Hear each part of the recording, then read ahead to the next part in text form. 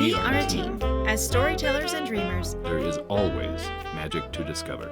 Once upon a time, a Las Vegas showgirl and a comedian magician figured out that even with different perspectives, our adventures and experiences together are really just one big caper.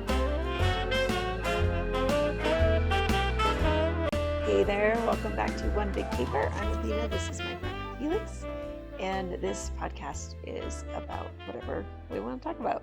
Always. It's unscripted, and today's prompt is especially important to me, and we are releasing this on December 3rd, 2022, which is 2 days before Repeal Day.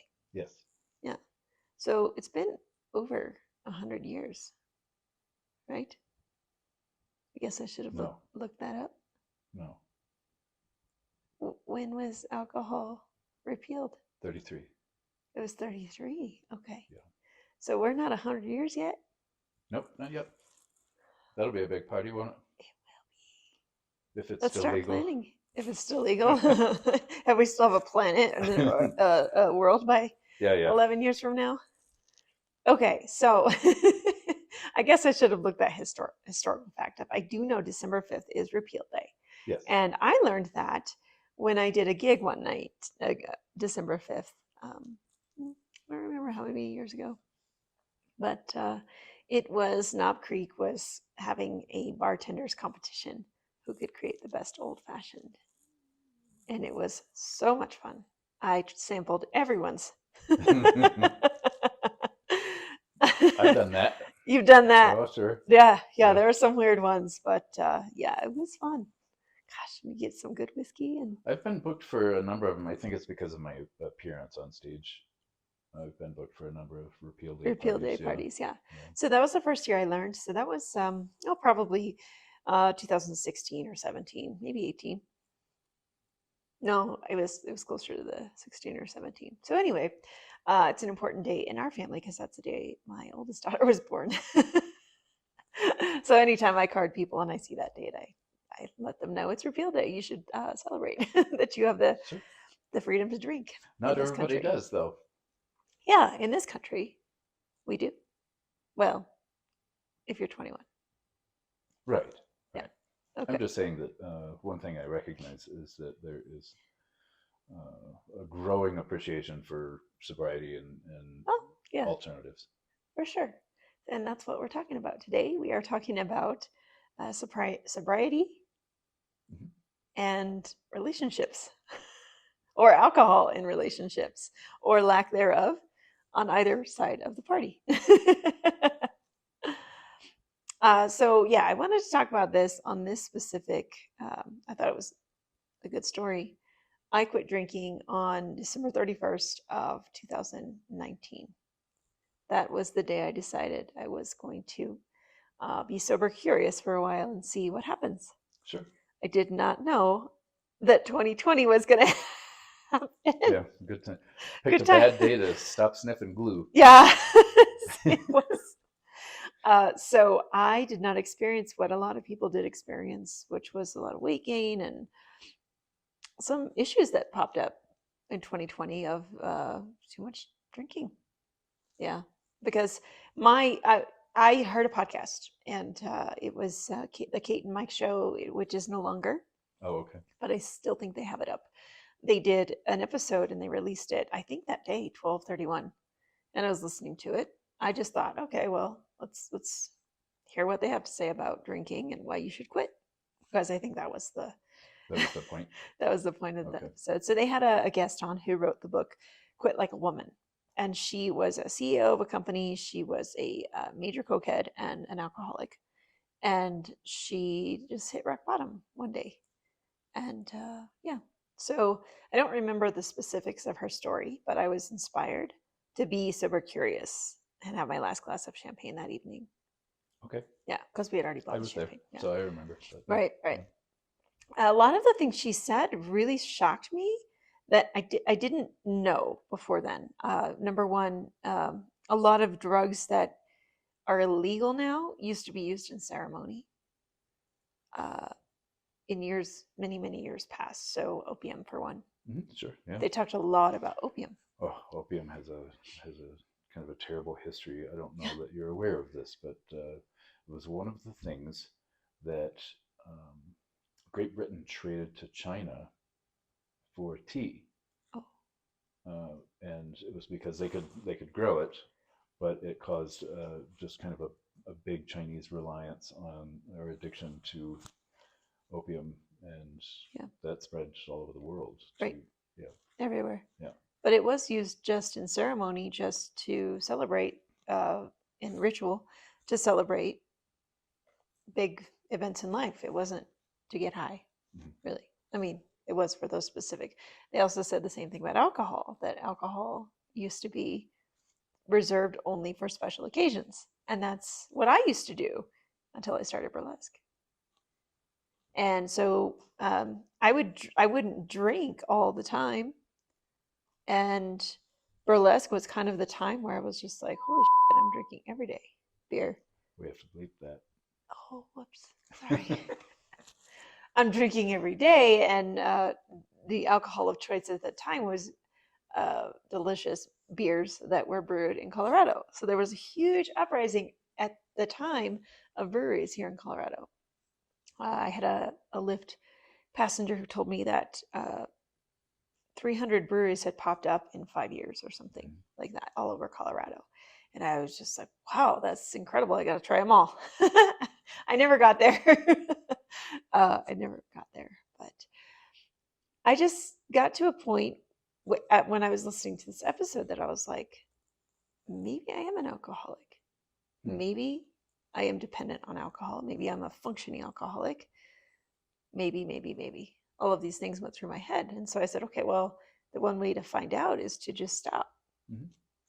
So there were a lot of things going on in my personal life at the time that I was just like, I need to feel this stuff, because that's what they said in the episode, is that it shuts you down. You're numbing whenever you put anything in your body that could cause you to forget what you're going through or whatever, you're self-medicating, as some people call it.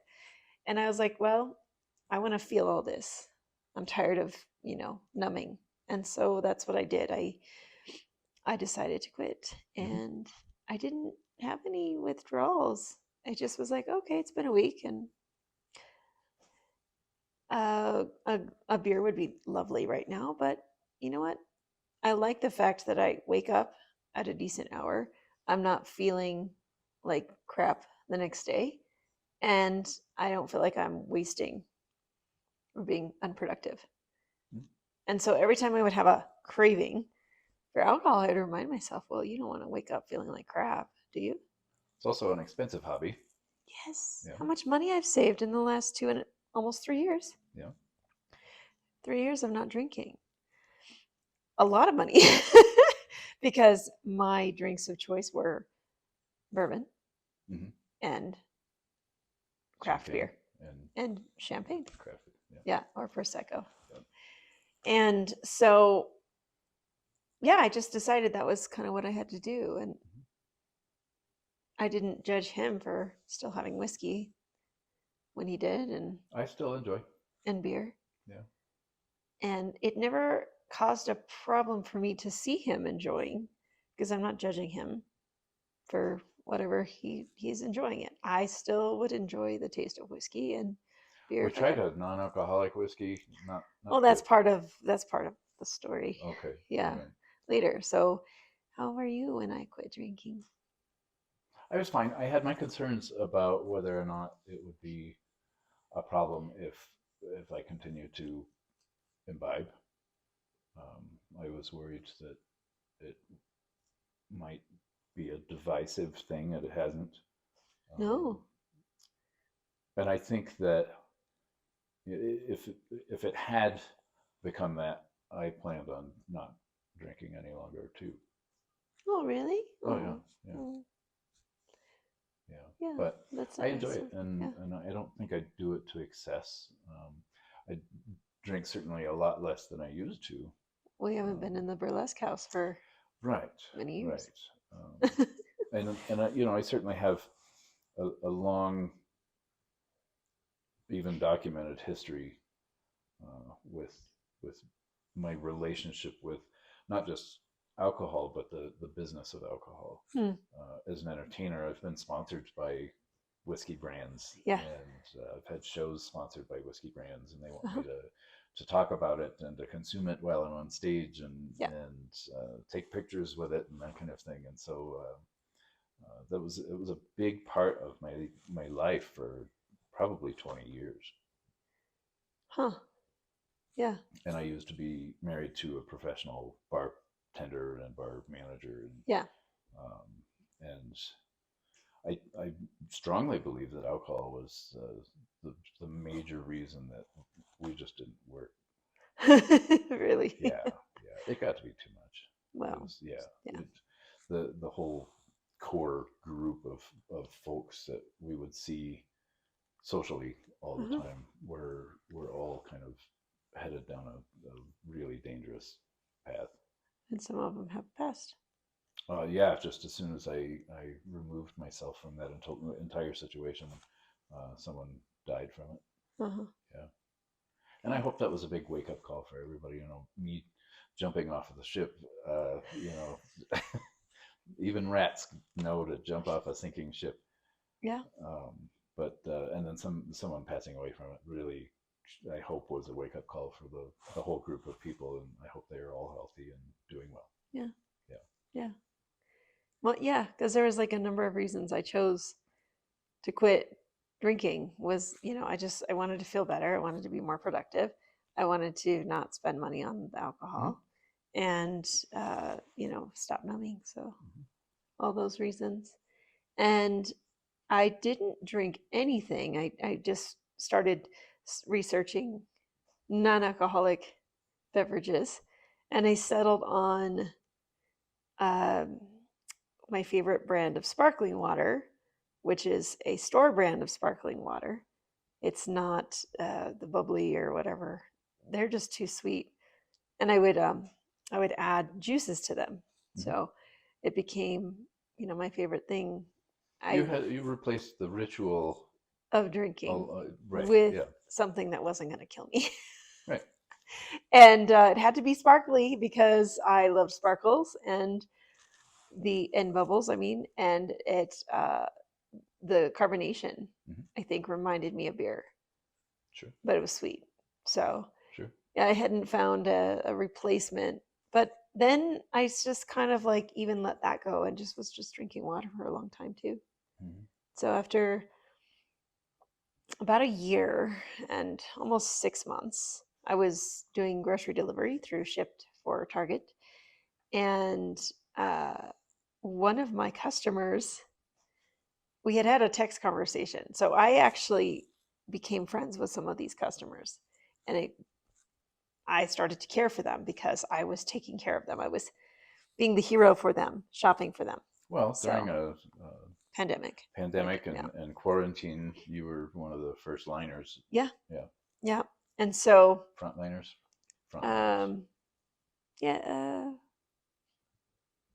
First line of defense.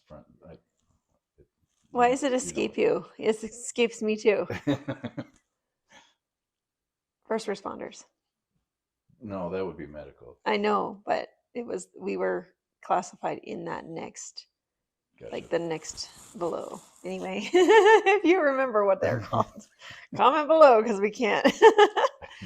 But anyway, we had gotten to a conversation. She was going through a divorce and drinking a lot.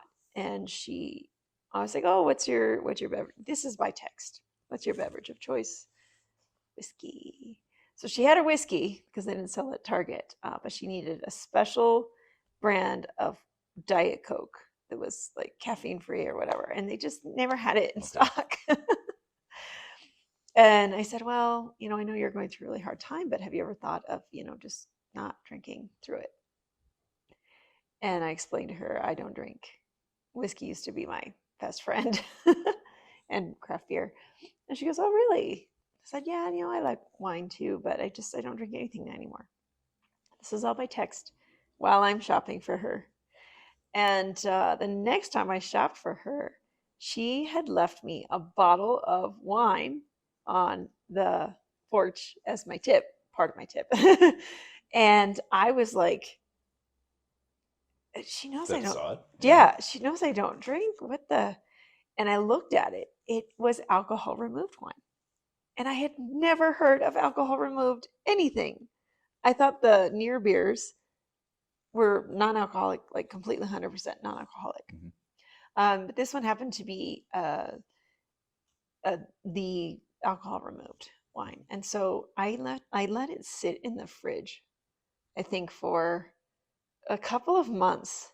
Yep. I was terrified that if I had even alcohol removed, because there's like 0.5% ABV, that I would fall off the wagon, relapse, and become an alcoholic again.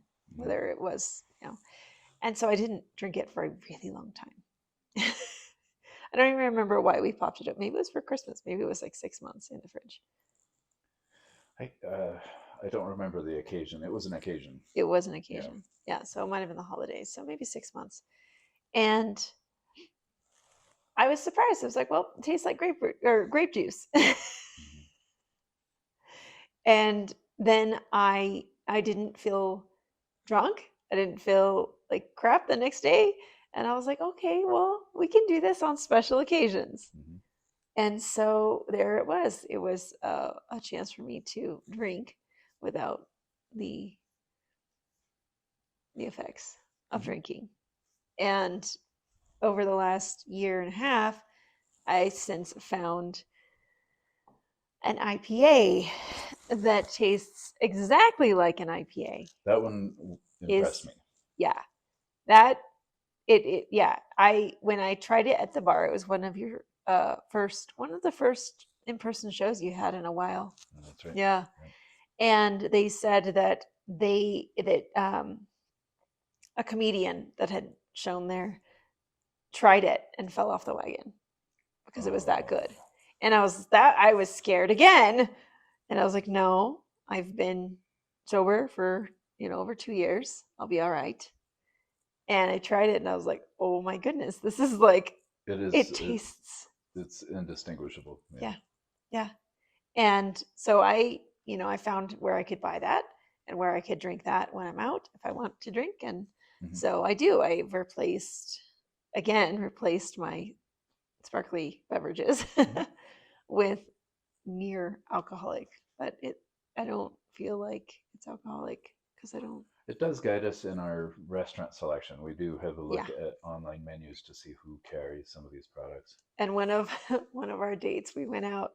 They were out of it because there's actually a brand that is zero. It's never been close to alcohol ever. It is 0% alcohol, and I think they're based out of Canada. I thought they were based out of Colorado, but I think they just have a distributor in Colorado. It's based out of Canada. It's called Groovy, and they have some yummy near Prosecco, whatever they call it, and then their beers are okay. And so we went because it was a date, and we went to this place, and they were out, and it destroyed the date because the food wasn't like all that great. It was expensive. The service was It's kind of all sizzle. Yeah, it just totally went. Yeah, so sizzle to fizzle. That whole date, it was awful. It was because there was no near alcohol. So he sat and had a beer, and I drank water. It was the first time I shamelessly still had a beer. Well, it wasn't really your fault though, because you had ordered it when we ordered, right. thinking it was still in stock. So I don't think I would have ordered it. Because you thought that it was still in stock, so we know you wouldn't have ordered it. So he does try to not drink in my presence, but it doesn't bother me. Like that's like I think would be hard for someone else to be in a relationship with someone who drinks. Yeah, there's some unique things about us, I suppose, but I think it'd be more common that it would just kind of cause people to not be well matched. Yeah. Well, I mean, you said you thought it was going to be a divisive thing. I had concerns. There's no way to predict like how that's going to feel for everybody. And like I said, I think I would have just respected that it was not comfortable for you and not done it anymore. Yeah. Well, It doesn't, I still, when I kiss you and I'm like, oh, you've had whiskey. And I'm like, whiskey. Because we can't find, this is the part, we Gotcha. cannot find a suitable whiskey tasting replacement. It's No. just, whiskey will never be able to be replaced, I believe. Part of it, I think, is the mouth sensation as much as the Yeah, flavor. exactly. So And to you- remove That burn, that, yeah, that it alcohol just, causes. it just misses everything. Yeah. It might function well enough in a mixed drink, so we can try Yeah. that. We still have this product, but on its own, Yeah, it's just, and we as whiskey drinkers before 2019, or before 2020 rather, yeah, we both had a preference for not doing anything to the whiskey, just having neat Yes. whiskey or straight whiskey, appreciating the product for what it is all on its own. Uh-huh. So mixed drinks have never really been my thing, but we might be working on that. No, Try an old it's, fashioned or something. yeah. Yeah, we could try an old fashioned Sure. whiskey smash. Yeah. It's just smoky syrup is what it is. Yeah. Yeah. So, but it's more important to me. My health is important to me, and like being alert and Sure. feeling productive is so. Yeah, that's one important. thing that I think kept us, we've both been in the entertainment industry for the entirety of our lives, and one of the plagues in the industry, of course, is drugs and that kind of thing. And I think that we're both kind of control freaks has caused us both to stay away from a lot of those Yeah. temptations. Yeah. Yeah. I mean, as a showgirl, that was not allowed. You could not drink Well, sure. during the show, Right. at least in my day. In your day. In my day. It was required. It was in the early days. 80s. There was drugs and alcohol, and yes, and you can, if you want to hear some of those stories, you can go to the Showgirls Life podcast and listen to some of those backstage antics of the early 80s. But I bet you can imagine that was not allowed. Like, we didn't have a blender in the dressing room like the principal boys did. Yeah. Right.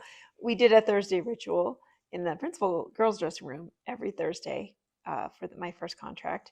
After the shows, we would pop open a bottle of bubbly and just, I didn't realize at the time what was happening. So that's a whole other story that I think I've already shared. But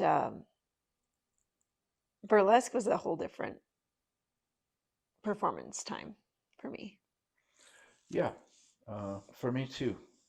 I had, if you ordered a Felix at the venue we met at, it would have been a snifter about half full of whiskey, which is an over pour, as they would say in the industry. A little heavy on the pour It there. was a heavy pour. Yeah. For sure. Yeah.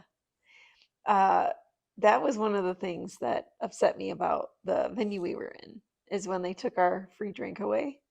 I used to consider it part of my payment because I Right. wasn't getting paid enough Right. to do a show there. And so I always considered it part of my payment, and then they took that away. Right. It was like a pay cut. It was awful. So, I mean, there's like, I would go on stage and I would turn myself upside down and shimmy upside down drunk. I don't know how I did it, but I did. On stilts. On stilts. Yeah. Heels, spikes. 3-inch spike, Yeah. 4-inch spike heels. And I don't know how I did it, but there was one time I'm rather embarrassed about. I did a fan dance in Boulder. Is this a juicy bit? It's a juicy bit. Yeah, It's a juicy All right. bit. Can't forget the juicy bits. I'm rather embarrassed about it, but I performed for one of the newer producers in Denver at the time, in Boulder, in this lovely little event center. And it was lovely. There was one of those build-a-stages, and so it wasn't super sturdy. So I did a band dance number, and this was way before you. Mm-hmm. I forgot to take my bra off. I was so drunk because it was open bar for the dancers. It wasn't just one drink. It was as many as you could put down before you got on stage. That's dangerous. And yeah, so I believe at the time it was whiskey. And I forgot to take my bra off. I got to the end of the music and I was like, oh, I'm standing here in the final pose and I still have a bra on. So I went off stage and I was really embarrassed because I was aware that I forgot to do that. And so it was time for curtain call. And I came out and then I whipped the bra off. And according to the audience, they were like, it was even better that you didn't take it off during your number. You took it off during curtain call. It was like, okay. They said it prolonged the tease. Fair enough. So I recovered as a performer. Fair But enough. it was moments like that when I was like, why am I drinking? I don't need to drink to dance naked. I didn't when I was in the show. So, That's one thing So- for sure is that it's been a lot of years for me that I don't drink before or during shows. yeah. At this point, I don't touch anything until after a show, maybe, unless I have to drive, in which case I wait till I get home or not at Yeah. all. You know? Yeah. So that's why now we keep whiskey at home. Yeah. It was always gone. But yeah, I mean, there were, moments like that when I was like, why am I doing this? Mhm. So, listening to the podcast and all of those instances during burlesque, I was like, maybe it is a problem. And I never read the books, The Sober Curious or any of those types of books. It was a decision I made. Just And it's not that way for everybody. just resolve, and that's it. Yeah. It can be very personal. It doesn't have to be a Rehab guided thing, situation. or it's it can just be a personal thing. There's Yeah. nothing wrong with that. Yeah. I don't believe people really need to do the AA, NA, all the things. I think No, I don't want to be critical of anybody who does. No. But I don't think it's necessary for Yeah. most. I mean, it might actually be necessary for some people. They might Yeah, need true. the reinforcement or the Right. accountability. And Right. Yeah. I'm saying that it's not necessary for everybody. Is Sure. all. I'm not trying to say that wouldn't work for everybody because it does. We're all And unique creatures. yeah, Psychology is a funny thing. yeah. I mean, there was one of our dancers who quit as well. Oh yeah. Yeah. And so she had ginger beer. And I Yeah. hate gingers. I can't drink ginger beer. Right. Like, what's That's an ginger beer? acquired taste. It is. Yeah. Yeah. So, it's not in, I'm not trying to criticize the way people stop or that people still imbibe. But I just want to invite people to understand why. Overdoing it is dangerous. That's the bottom line. Well, even doing it. Even doing it at all. One of the can things- have a detrimental Yeah. effect. Yeah. One of the things they brought up in the podcast was the way the media portrays drinking and drugs. Okay. Every advertisement I've ever seen for drinking their alcohol is made to be very glamorous. Mhm. And it is not glamorous to be throwing up in a toilet in a toilet when you've imbibed the too much. Things I've seen. Right? Yeah. Like it's propaganda, and it's really upsetting that people fall for it. When I see the ads, it makes me sick. Like, there are people that believe that their life will be better just by drinking their wine or whatever. So There are, I think, exactly 0 occasions that I was happy that I had a drink the next day. Like, my life didn't change for the better because of a decision to have a drink. Yeah. So I mean, it's made okay in society to be a functional alcoholic, especially with all the breweries now. It's a lifestyle, and it's a lifestyle I chose not to be part of anymore. Sure. So yeah. And so as I say that, As you say that, you hold up a glass of red wine. a glass of free wine, Yeah. alcohol removed. So This is one's a removed one too. Yeah, this is Okay. the alcohol removed. They do have ones that have never touched alcohol Mhm. ever. So, but yeah, this one's okay. It still tastes like grape juice. It's probably made of grapes. Oh, of course it is. Yeah. But yeah. Do you have anything else to say on the subject? I already gave a juicy bit. You did give a juicy bit, and I didn't intend to give that juicy bit. You're welcome. maybe I did too unintentionally in that alcohol has ruined some relationships for me. One of those was with one of my friends, a man, but I was friends with him for many years, and there was an experience that we had where he imbibed a little much, and I had to break up with my first guy friend. I called him the next day, and I said, "Never again." Wow, you actually called him. You didn't ghost him and just stop talking No, to I him? called him. I said, I don't know what you did to yourself last night, but it was the last time. He was hung the F over and you broke up with him. Yep. I didn't feel bad. He needed the wake-up call. He's sober now. Oh, really? Yeah, he's been sober for 7 years. Yeah. We're not in touch, but we're in touch on the social media, so I eavesdrop from a distance, you know. But Okay. yeah, he's been sober for 7 years. Wow. Yeah. I mean, it's not easy when you have the ads bombarding you, people around you drinking. Yeah. If you have a problem, it's not easy. It's really hard. It defines people's social life. It's what people use as an excuse to get together. So It's anymore always when at a I invite bar. people to go out, let's grab some coffee, let's grab a tea, or Right. I go there first. Then if they say they want to have a beer, sure. Yeah. Yeah. I mean, we have some fantastic craft beers here in Colorado. We do, yeah. We're hiding out in the mountains right now, and there are 10 or a dozen breweries nearby. Within 20 minutes. 20 minutes, yeah. They're right there. It's like, wow. You know, I think that's maybe why we had, with the Green Rush, we also had, the microbrew boom. That happened before the marijuana thing was legal. The microbrew boom was going on. I know it started. Yeah. But I think it really climaxed in like 15 to 18. It's a lot of work, and I'm gonna end up going off on a whole other tangent. But I don't know. Microbrew is a gamble. Yeah. Yeah, it's a gamble. Okay. Yeah. Interesting. Yeah. Well, I think I have shared everything I want to share with this. For the time being, we've topic. exhausted the subject, but if you have anything that you want to know more about, or any questions or things to add, by all means, send it to us. You can type below anywhere that you're getting this media, or reach us at hello@onebigcaper.com.